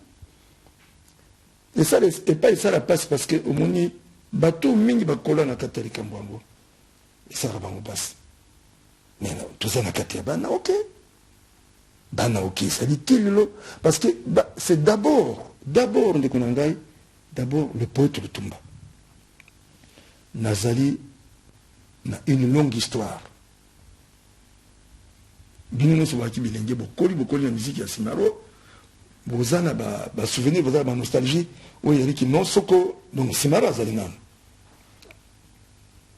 donc moto mosusu nasi alobi on kaka mataka likola mesa avant personne pour parce que basala yo mokuse donc soko koko simbate mataka likola mesa singa ba osalisa yo Poète Lutumba ozali président ya Bana Oki. En tant que président, en tant que chef d'orchestre, la difficulté ni nous okutana yango. Maman ba difficulté indiquée, ba difficulté za mingi. Mais ngana sala université à Caméléon. Donc nakati ya université na biso wana ya Caméléon, ngana yebi ko vanda na moto. Soki na kuti yo na ndenge na yo na ko ya vers yo poto zwana ngano problème te. Sinon te ko gérer société humaine est difficile. Maman, c'est difficile. Surtout dans le métier, na biso, bato bazali, balamusu kaniso mais bamilarani ni bato. Et quelque part là, on a même que on dirait bazana maladie ya koloba. Mais alobi azoloba nini. Ngai bisa bango que non. Que c'est même aloba kamero comme on a été mbanga nini ngana gate. Hein? Donc koloba te pour na plaisir ya koloba. Loba li kamunini kokota na mato ya moto pour moto ya banini yolobi. Tant to banina bana OK bon tout ça qui ban sur moto ça qui ban sur après tout ça qui baninga mso to na voyage moto ça qui bo baninga wana kaka ndingi na lobi na malade na biso koloba batikala na poto. Oye batikala ba bandiko loba na ba diarrhée verbale problème za na mote. Botikala me bosali nini. Donc ba difficulté tout ça qui ban sur ba difficulté producteur penza malonga na kati bana OK bana to sala bana OK producteur pesa bimaboye la salle lancement abimisi mbongo asali ba promotion pour ni marchandise na yali qui prend mbongo na ye c'était difficile. C'est comme si ba tuana ba bibi sikani ba tek ça ba diski wani pa ba gagner mbongo parce que moi je ne vois pas comment on a bimisa ba million ngai et puis là c'est la promotion te pour nani etc. Donc difficulté mo social wana mais difficulté penza yali makasi ya kokamba bato. Au moins, les musiciens, par exemple, les musiciens, surtout dans la bango, on a un prototype, ils sont dociles, disciplinés là. Mais si vous quittez, c'est comme si vous quittez bango tonga zakazaka. Mais nous sommes commis, oui, on a bango qui avant tout kenda, avant c'est mon assaut avant tout kenda. Mais si bango gabi, mon nègre me voit y a salon ngaya. Ton avion est à 20h. Mon tomo côté azoloba ou ali kamomabe. Pour tout ça, ça se voit quand avion démarrer à comment. Au monde on va discipliner. Sur un moto ya bolone à côté même qu'on finga aussi au silicate. Les autres comme na poto la fingi au sein de la démission. Comme si vous alliez intouchable. Donc on va difficulté ça on va bénir. Surtout les musiciens me soient dans le cambo. Aux hommes on a dérangé même le cerveau na yo. Mais dans un papa, dans un mur à métier en haut. Ils ont la moi dans mon boulot. Bino maman tant mon combat biso na mon Congo. So na moi na mon boulot. na bimisa mwa lokolo na bimisa mwa loboko na mokongo na yo mais suka nango okoma na ngai epai olingaki tokende bo yo moto yebi nzela epa tozokende. Donc difficulté ezala te mais ezosala partie ya vie. Donc na mokili faut kobunda na kati ya difficulté wana bozokende kaka bozokama to ya mabe bozotika pembe bozokamata malamu ezotindi kokende liboso. Voilà. Na banzembo oyo boyembi na bana oke oyo wapi marqué yo personnellement? Ah, on a bana oke bana tosali bana oke. Ah, mais banzembo ezali mama banzembo na bana oke na kotia na album lokola na ingratitude. Tozali na nzembo lokola crise de confiance. Eza na maloba na mélodie kitoko. Oh, na uto sala siko tozana na procès. La banzi ezana musika na no mesana mingi te bientôt on sala ba clip nango na sipele nango na be na nzembo ya yompe to emi na emi sisa mangwana ba emi na ba petit ils ont toujours na kati ya top. Donc na banzi bana oke 2004 tout démarrer en bien to senga na nzambe a bénissango parce que ils allaient année ya récupération ninga na sengia na Christ. Parolier, le grand parolier. Na sepeli susu pona zungisa yo mwasima po tokoki kosilisa likambo te tant que toloba likambo ya Pepe Kalle. Pepe Kalle bosene album ya li trahison boyembi trahison wana tango boyembi yango na banzi touché mitema batu ebele mabele emeli batu lelo mabele emeli Pepe Kalle. Pepe Kalle parmi bayembi toza na bango nao bakende Pepe Kalle omoni nzembo oyo procès pale nako préparer Pepe Kalle ayemba toyembaki d'abord ngana Pepe Kalle toyembaka tuba toyembaki mwana ndeke bango na malage na Carlito enfin balone koyembisa ye nini trahison et puis bayembi na lembi bango na mama Mbili Abel mais tango disque za na succès nzambe abengi Pepe Kalle. Oui, mon collègue, vous savez, il Pepe Kalle, à 7h du matin dans le Fombo. Nazaki na mbeto. Maman Kelane, à la Mosinga, à Bilamuka. Au moins, que la Mouka, tant que la Moussabasi, la Moussabiso est Kesseni. La Mouka Nano, c'est qu'il est Kamboyali. La Mouka Nano, te Bazolukayo. Bazoluka na nani. Il y a ce qui est déjà sango. La demi na salon a coûté petit le Fombo. Petit le Fombo, Monsieur Teli. Mais le fond bolika monini azo ko même que ministère le baté que non vie à koufi tant bien nga vie à koufi vie na vie calé na zaki ko tela mana ko na canapé nanga.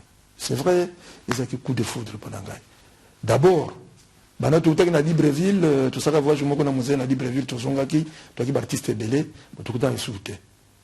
Donc Pepe Kalle to yembi c'est vrai que bato ndengo le baki tout à l'heure bato bana monoko kindumba ah ye baki po ayembisa kenzembo wana iskenga na zanzambe lelo tozolela Pepe Kalle lobi bakolela sima lobi tolela ki bande ko mosusu oyebi tango totikali na okeja tozonga tama moke wana oyebi bande ko boninga simaro na kundaki avant même bakoloba au moins bande ko nanga bakende au moins 7 totikali mango franco tika biso na bango alors Pepe Kalle nzambe mabele erisi eyambaye na bolembo nyonso soki batikalaka biso mwa ndambo ya pema mpo totuna bawei awa ozokende projet na yo otikeli biso eza nini tunaki Pepe Kalle parce que na elenge me nayembisa Pepe Kalle eloko moko bato basalaka te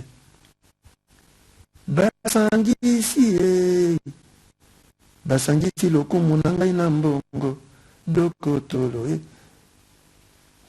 komona simaro lokuma simaro moto mosusu même na famille même bandeko bamona ezembongo mais mokili ngana yana yango tokoyemba na mokili toyaka mboka moto na libongo na ye akokita nayimbaka na kitikwala esika masuwa ekosemba oyo bazokita bayali oyo bazomata bayali. Donc mabele yali pona biso nyonso na lobi mabele oyo tobwakelaka soyi oyo ebombaka bosoto na biso yango kaka moto ekundaka biso. C'est parce que libulu ebendaka be mabele oyo ebimaki mpo ezipa libulu pardon.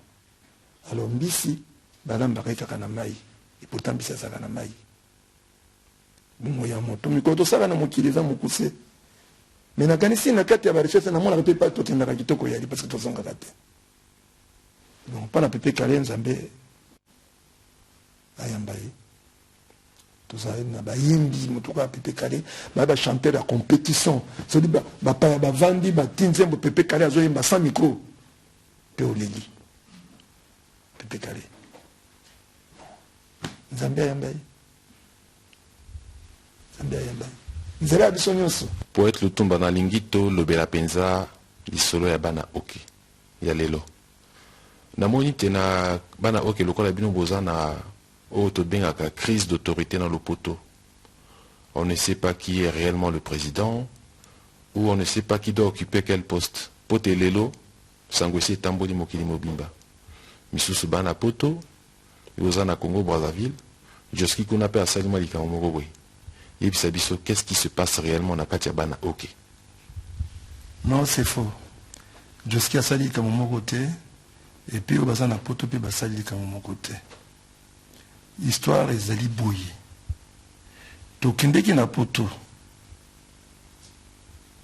producteur amemaka biso na poto asondelaki biso na poto dès que ntango tokomi ndeko wana ase préparaki te ayamba biso azalaka na mwa mayele ne moko ya mabe na kati ya contrat ou bien na permis de travail na ye bakangaka ye asundoli biso na kati na poto totikali na kati na poto tata te mama te noko te yaya te toyoko zwa ndeko moko docteur de Tanval André Akula aye mwana biso kaka ya biso ya Congo akendaka kuna mosala ye andimi koenregistre biso na baalbum oyo tobimi mpe andimi kozwa biso en charge kino tant aussi ça enregistrement afuta baartiste badroit d'accompagnement na bango afuta biso bacompositeur badroit na biso nga nazwaka compte na ngai ndombe azwaka mpe compte na ye tosali au moins 3 mois ou 4 mois dans le studio tosali na bastudio ya bien mosala esili ekomi ntango ndeko oyo afuta badroit d'accompagnement ndenge toyokanaka na ye moto azalaka chargé na la direction ya mosala yango ezalaki ndombo petum maison solfège musique eti lelo nazoyebisa yo maison wana efuta musicien moko te ngai ntango mwa mikolo ekomaki mwa mingi nalobi te kovanda boye na yambuta moto eza malamu te navandisaki baleki nayebisaki bango nga nakei botikala kozwa mbongo na bino ntango bakofuta bozwa mpe oyanga ndambo etikalaki bomemela ngai nga nakei mboka naza so na visa te bongi natambolaka te na balabala boye ngambo tamota motino boye bana mboka bamona ngai mwa bana mike mike bafansion baka na respect te batea oyo minote mwa bautia oyo na avion te nasepelaki te nayaki nde kotikala bandeko batikala me kuna batikala kaka ye ndeko na biso kongole wana ti lelo nakoyebisa yo afuti nano moto moko badroit na ye te epesi mwa mbaimbai c'est ainsi que badifilité ekomi alors bamisien bango bandambo bamoni ke nasi na umeli mwa mingi awa kozonga na mboka kaka boye na loboko eloko oyo maluma malonga ya lite ebandi mwa baproblème joski akendeki d'abord azalaka invité ya jupe mpe anata babetaka suku na salne na poto akomi kuna santé dérangeaki ye mingi amisalisi nzoto elongo bani mwa moke donc azokolanda bacontrôle ntango nakie natuni ye parce que ye moto aza vice président cofondateur ya banaoke ye moto alandi ngani numéro 2 bongo sikoyo opposition eza ndenge nini avivie na problème te nabongisa makambo ya mwa ndampana eta makambo etali santé ntango makambo peut-être so naza malade na ye facilement nazwi traitement parce que talaka na mboka kuna batraitement ya bandenge oyo eza mwa mbulu naza na problème te d'où tout ce temps là tozalaki na poto na bango tous les concerts tobeta na Joski et Joski abengaka ngai tobengaka ngai na Joski toza na problème na Joski te ndombe membre petum bazali administrateur na kati ya orchestre bana mama costo ça na problème te orchestre moko esalami na poto eza te lokuta mais tant ngai avant na longa na yebisaki bandeko na kei so boko umela parce que to va réception tout te mandambo ya artiste batikelaki na kosangisa bango lokola bona nezoya na lukata 4 chanteurs de to sangana to bana ko betande loko esalami esalami ke ba petit pe na vie bato basepeli na bango d'autres zo beta chaque samedi na Wileri na Nyangwe et chaque dimanche à on habite Ngobila et na grand baba et pas il y a mama Jilimboko donc nazingami na bandeko bazoko songangai bango bayebi nazala Willy Tafar azali directeur artistique mangasa bomoni wana baza toujours moi pembe na ngai nazala ba mimaninga nazali formateur nazali mbuto moto national donc moi boanya ezana katemon moi mitu ya plutôt mebu mezoko avancer au moni tango ya caravane même na famille na welika mo ezala kinazo continuer ko bango peut-être kati ya famille na yo na bakoko na yo be barrière parano bakina moi mayele comment nzete boso ba sangisi bo basalisa motana na bokono boy o iso ba sangisi bo metango ba lakisaki na batute tant nzambe abengi bango bakena mayele na bango nyonso na sia mabele du lelo na kati ya famille so motabeli abi tant to kana koko na biso boya za ko sa na lakisaki motute mais biso to sana moi donc nzambe apesi biso bilingi bazokola balingi musique po bazana ba chance to benisa bango soko ba kozala reconnaissant un jour et ça on a problème te mais soko bazana bango mato mangongi mais bazaba c'était kotaka na nzete mbala moko te foko beta marto mbala to manda obeta kaka pour moto makasi na kanisi bikamu moko za na kati ya bana okizate franchement il les a été mais ce qu'on va découvrir na poto ba ya peut-être pour contribuer na na habiter na ça na bango te mais la téléphone na machine mondele na soka na bango likamu ezalité likamu za des difficultés à voir tout ça na ngwana pour le terrain qui magi biso ouais qui na biso oh surtout tout ça la maman c'est ma fouté bela mbongo na studio abimisi ba disque voir même on a braza iska na zali awa ba CD ezalité na ba magasin ba te bazo luka yango ba clip ezalité bon na habité ce qui est fanatique, il n'y a pas. Mais il fallait que ce moment où il y a la biso ango, qui a foutu à banane, il y a marchandise. Ce que personne n'a maillé les moussous sur la massima, ou qu'il y a des moussous sur la habité, mais il y a des athées. Bana ok, oh bazali na poto ce que baye, oh bazana ngayawa, président na bango, le poète Lutumba, Simaro. Poète Lutumba, Simaro Ndomaneno, président, bana ok. Naebi que lelo lobi yo pe kotika biso okokufa lokola ngai pe na kokufa okotika pe mokili oyo ndenge boyembi yango na kati ya trahison na pepe kale okokita na oyo arena yo mais au prévoir mutu moko te na sima na oyo lelo akoki kotikala na héritage na yo eki parolier na famille na yo na moni mutu moko te mais brusquement à ma grande surprise nazali komona Félix Wasekwa abotami Pascal Poba abotami mais yo moko na kati na mutema na yo sentiment nini ozana ngo parce que na bana na yo na moni même mutu moko te yebisa biso nani sentiment ya kitoko sentiment ya bolingo Félix Wasekwa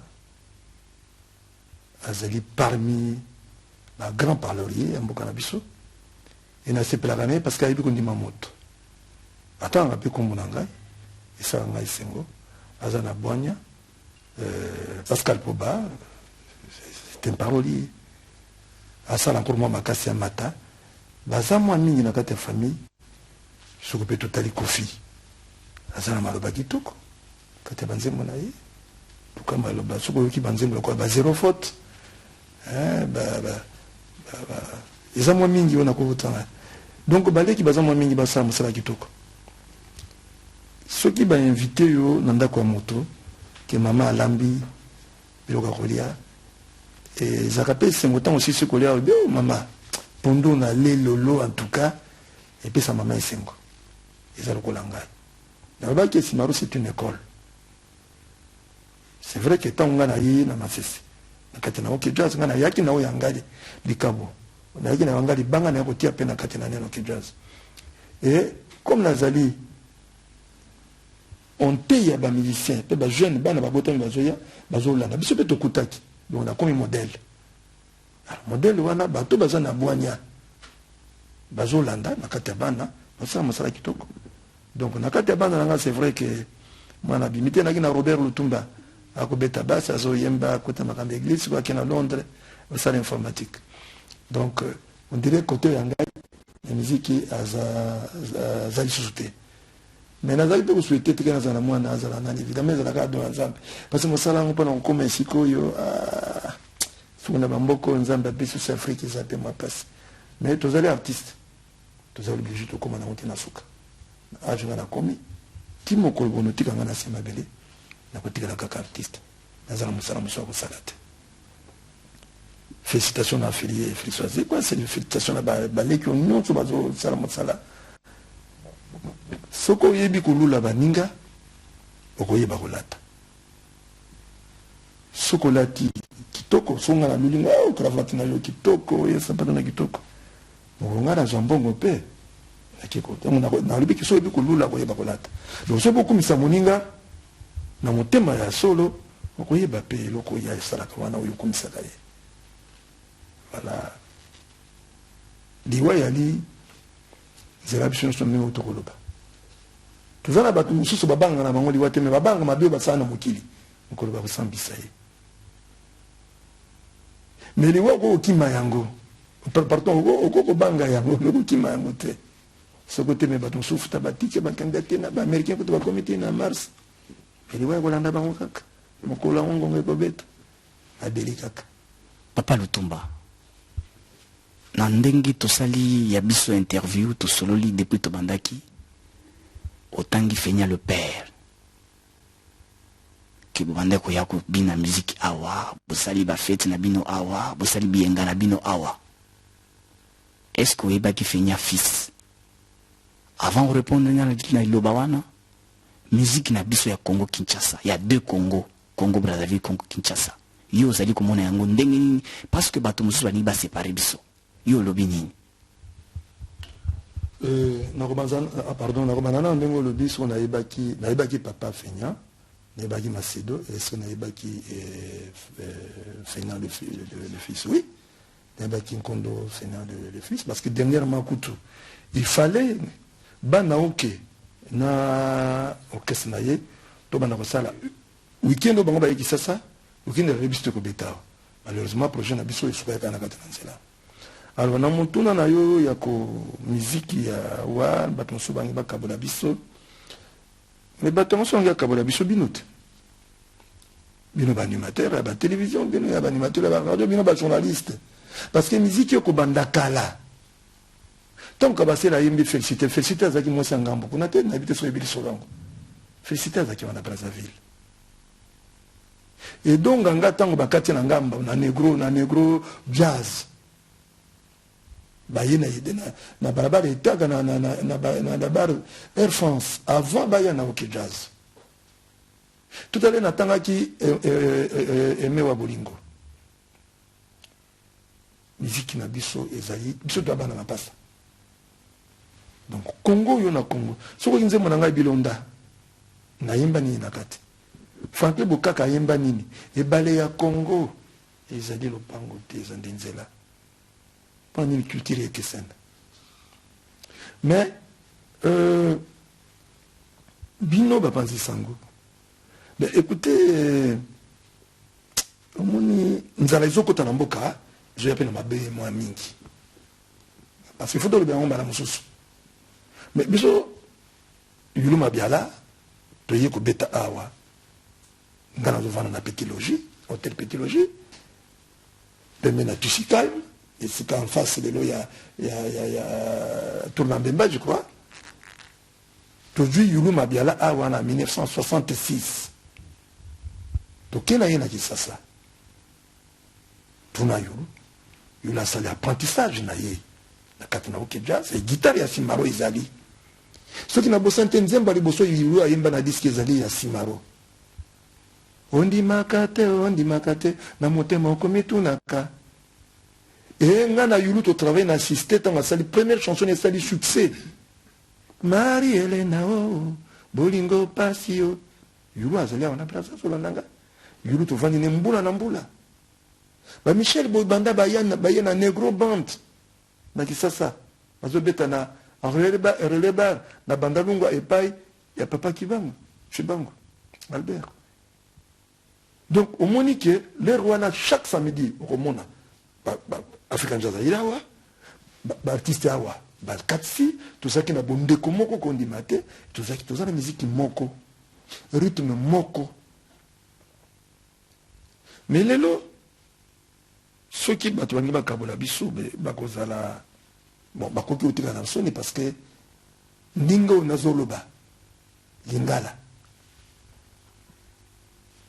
na lubango na bilonda okuta balobo na ngambu kuna okuta balobo awa okuta lingala kuna donc toyembaka bientôt na kati mburu to na projet ngana yulu ya kosala album moko mais tout ça la difficulté parce que ngai na kobeta guitare na sali nzembo ya kobeta guitare sali nzembo yula koyemba na baleki mususu awa ba musicien congolais ya Congo qui ça va ça belé awa et puis yawa ndambo belé kuna na pa na biso musalango ekoti mwa mbaimba ezandenge tango biso zaki na ngote mais bino bapanzi sango bozali pe na kamwa mbeba mingi na kati ya ba division wana likolo ya lokotro motako sabinote meto bunde tumbango ezali biso koma Congo Brazza na Congo Kisasa tukabone nesika nini tozali bale moko tomela mai moko tolobaka ndinga moko na ba comme na o tout ça na difficulté et le côté nanga ke maman ko azali na mona yete ke azalo ko la maman mulu bana ngambo kuna ndinga ya maman tani nzamba pisai et le côté nanga te beki nanga vandi na mona yete lokola mo sakata moko ya ngambo kuna mobali moko kitoko boy nzamba akiri biso ndenge wana mbeba zo utaka na biso bato tant azo kanisa ki no o ngana zo kanisa za malamu ndeka nzo kande ezo bebisa. Bon, je crois que et tout m'a pensé ça m'a cassé wanate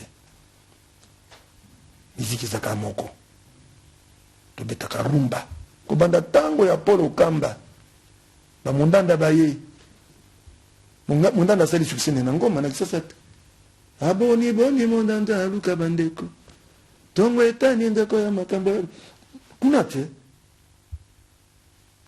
Franco baye awa bavandi na Macedo combien de mana ba Kongo awa ba Dieu ampli estimaire pesa kina vibrator tama titena Kisasa basali bela la ba lobi Franco aye na moto ya mama na yi parce que guitare on est à vibrer ça non c'est une histoire profitez ça ba vinganga bazana vivant de la ligne sous Célestin Nino Malapé Rossignol Vebrazos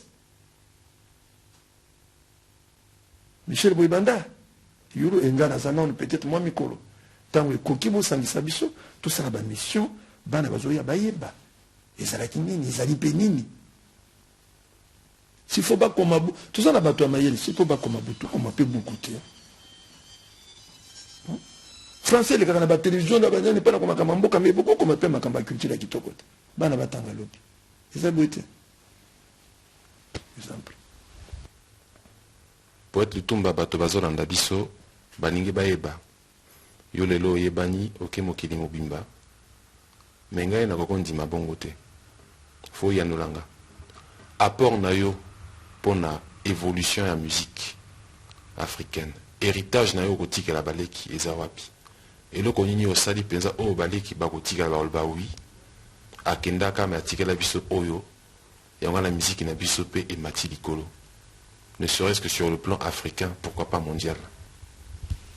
Mais apport na ngaka musique d'abord nazali musicien nazali compositeur banzembo nga na salaka yango muti kotikalate tant na tangi ba Paul Kamba na tangi ba Antoine Mundanda na tangi ba Kabasele c'est parce que batikela ni héritage na bango musala bango basalaki yango nde zo sala ko continuité lelo soko tali bien nga na sali 40 et quelques années il y a musala na ngai donc banzembo na ngai izokolisa bana lelo soko tobi ke to sala censure alors to bana kotala bato ba plagier banzembo simaro ils ont belé ils ont ba mélodie ils ont la maloba ils ont donc héritage ngwanate bana oya bwanya o bazana bongo o bazaka pembe na baboti o bandi maketinda po bakufanzala te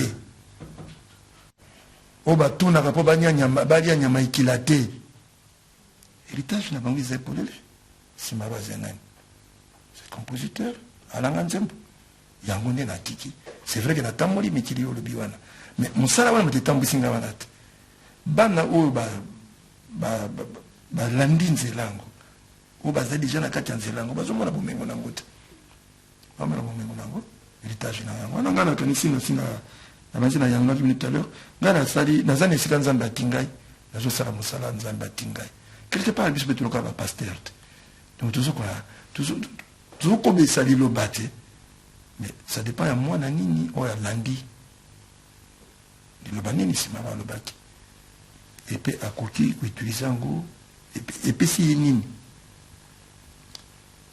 parce que moto akende kosala concours ya danse atunaka avant akende kosala concours mais soki awuti kobina aya kotuna yo me okoyebisa nini so obinaki déjà osenga mais bana oyo mayele balekaka na ndako totanga bakombo te donc basala mpe mosala kitoko voilà président Lutumba na ngai na juste na poser question moko po o éclaircir biso o yebisa biso na mwa vérité na makambo wana musique na biso oyo ya kala tosololaki yango mpe na Manodi Bango alobi musique ya lelo ekomi musique sportive bon nayebi te kala beyalaki batalako bazalaki te badanse oyo ekomi lelo il faut kosote kaka ti kobima na ti na kati ya piste liboso elaki bino boalaki na musique na bino moko bato bazozwa mabala soki moto aza kobina na motu rumba azwi mpe libala mpo na nini ekoti na nzoto ya mwana mobali mwasi mpe ekoteli ye mpe en tant que doyen na musique oyo ya lelo mpo tondimi yo mokili mobimba yo koyebisa biso nini na likambo wana ezosala pasi mais bacommerçant baza na kati ya makambo wana parce que moni ntango ndombolo ye eningisi afrique mobimba bacommerçant bati pata du mpo baya mpo ozwa producteur ya bamboka ndeko na biso bapaya na baafricain mosusu bakosenga yo osala ndombolo parce que ye aza commerçant amoni eloko ezote mais ezali époque c'est une époque ezoleka na yango parce que rumba oyo biso tokutaki oyo biso tozosala ti lelo bango mpe kati ya bajeune oyo baza mayele banzembo ozosala succès lelo eza ya rumba na banzi ndombolo ebandi kolimwa c'est vrai ndenge mano alobaki ekomi musique moko ya on dirait bitumba on dirait nini tout ça mais eza na age nango te même bango moko bato bazosala na trio majesty ayaka te okodemande lelo na sakula asala susu makambo asalaki na sexe majesty to na mario to na limité na jesquin limité bajeune bali wana bazokola eza na leur moko bakosala so bagymnastique wana te donc bazozonga na bango la musique mère c'est la rumba oya biso donc ezosala pasi ezodéranger mais il y a une classe oyo bakokende mpe na musique wana te mais parmi bajeune bayali oyo bazosala rumba kitoko okoti to na boite to mpe na fete obini yango oyo bazosala mpe na melode kitoko bayali mais mingi bakendeki mais bacommerçant bacontribue mingi na eloko wana bacommerçant mpenza bacommerçant parce que ntango ye ali te balobi madeso mikolo moto ezotekama ayembango na mbongo na ye asoi madeso abi pilipili ntango awiki ya ndombolo akosenga na yo compositeur non fosalaka mwa eloko wana parce que epai yakendaka nango yango nde etekamaka mais tozala na mwa motema pio ebandi kokende nango en tout cas naza na bobangi ya koloba yango te ezoleka nango omoni mopaya atonisaka ne ekabine te Poète Lutumba lelo oza na DR TV, nouvelle chaîne ya télévision ebimi na Congo Brazzaville permettre à tout au balingi ba occuper espace sur le plan culturel pena ba plan misusu yo monyango ndeni chaîne kitoko surtout pour na biso ba artiste évidemment ezaka pour na ba artiste te kisasa na Brazza ezali zolo na monoko eza mboka moko mokomoso na poko na zoluka chaîne moko boye mbala moko ba na tombe na DR TV na tuni mes chaînes après na kotalanga bia bo eza chaîne ya ndeko na biso na ngambo Et ça, on a un programme bien. On a aussi un bandeko, on a une occasion peut-être de programmer, on a la TV, on a bangote, basalarango. Et on a aussi un abino, bankolo anani, beaucoup de yango koleka, boza na ba programme où il faut tenir, bato na fauteuil, et surtout ba mission ya kitoko, il y a biso ba musicien, il y a makambo ya mboka, et puis côté ya kopesa toli, surtout pour makambo itali mabota. Et c'est très important. Sinon, chaîne kitoko, image kitoko, son kitoko, et émetteur ezali boye.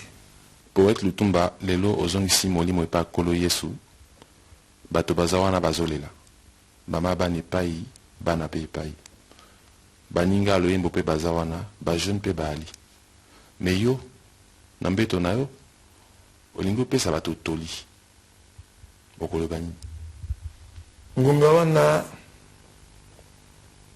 soki moto akoza na pema ya koloba